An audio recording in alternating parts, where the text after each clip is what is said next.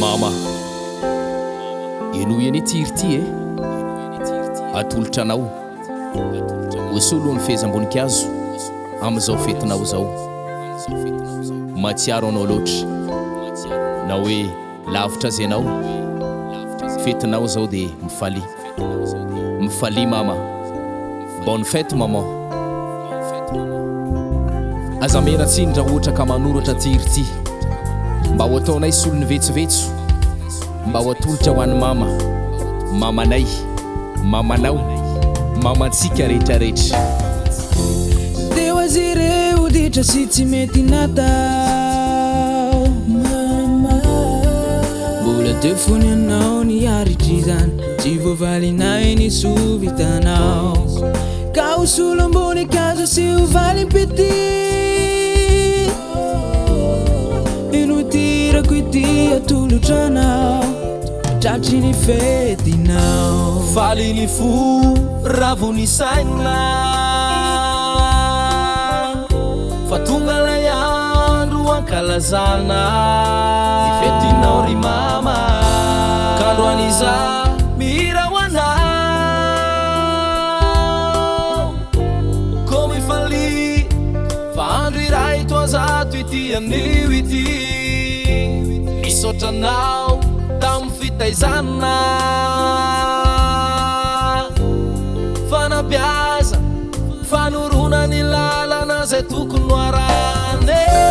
Deu azy ireo ditra sy tsy mety natao mama, mbola teo fony anao niaritry zany tsy voavalinay nisovitanao ka ho solo ambony kazo sy ho valim-pety inotirako ity atolotranao tratry ny fetinao. Deu azy ireo ditra sy tsy mety natao mama, mbola teo fony anao niaritry zany tsy voavalinay nisovitanao ka ho solo ambony kazo sy ho valim-pety